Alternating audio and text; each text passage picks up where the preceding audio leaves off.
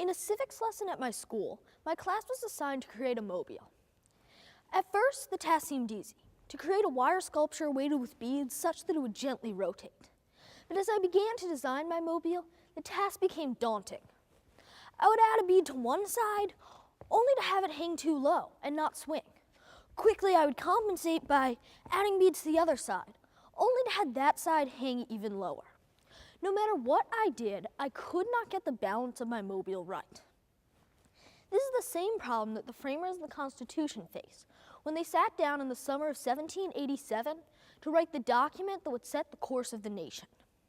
The greatest argument at that time was over liberty.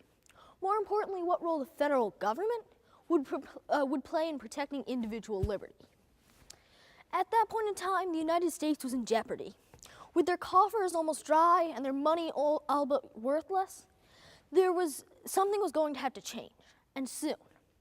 The states were in a loose coalition under the Articles of Confederation, in which each and every state retained its freedom, sovereignty, and independence, and every power not expressly delegated to Congress at the cost of a central government with any control.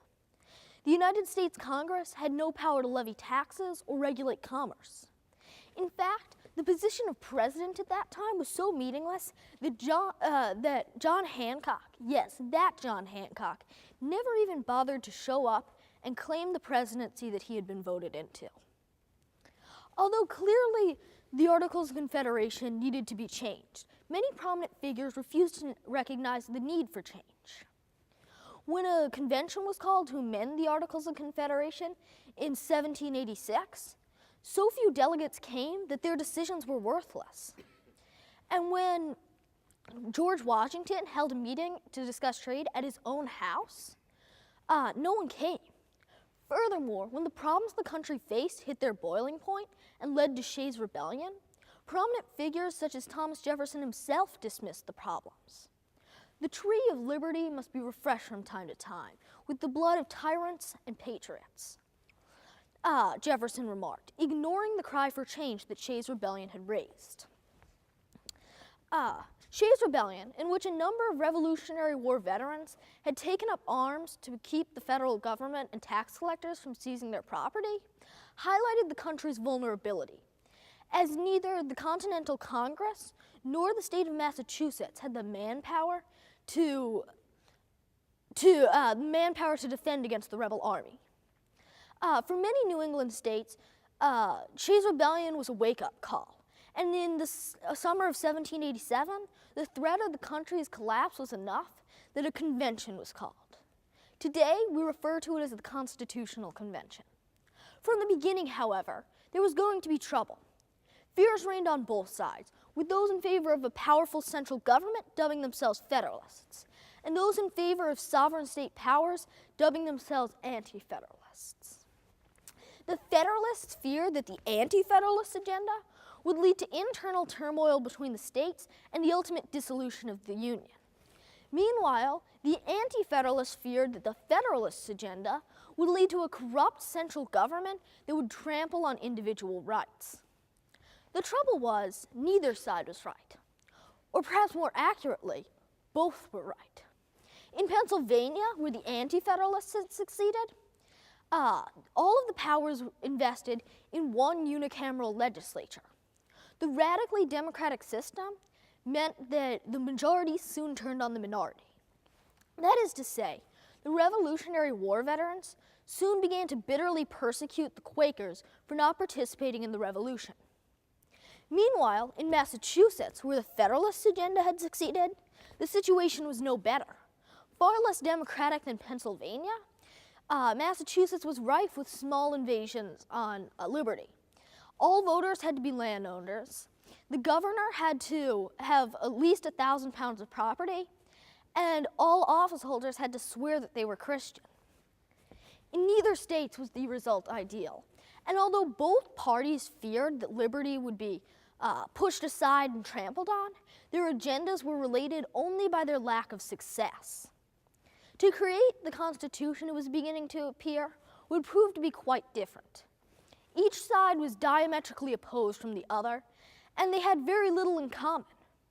This became especially apparent when each side laid out their plans for the Constitution. Each plan laid out a system of government that was completely different from the other. To combine the two would be the challenge of the century. The Federalists came out with their plan and called it the Virginia Plan. Under the Virginia Plan, there was a powerful central government split up into 3 separate branches, with most power invested in one bicameral legislative branch. The problem was the Virginia Plan was overly federalist.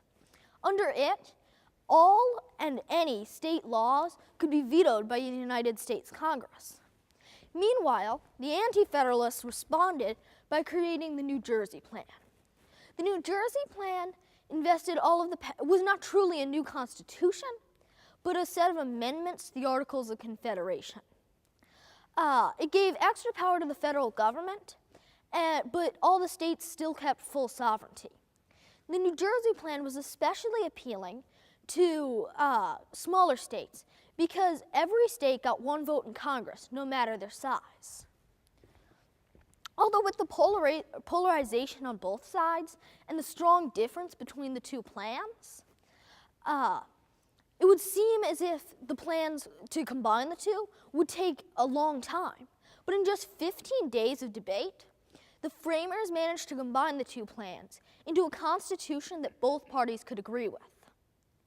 Where the Federalists wanted a bicameral legislature based on population, and the Anti-Federalists wanted a unicameral legislature where all states would be equally represented, we now have a bicameral legislature where states are represented both ways. And where the Federalists succeeded in getting a strong central government, we have in place a system of checks and balances to keep the strong central government in check. What these checks and balances tell us is that our country's constitution is rooted in balance and moderation. It is that balance that we as citizens must strive to embody.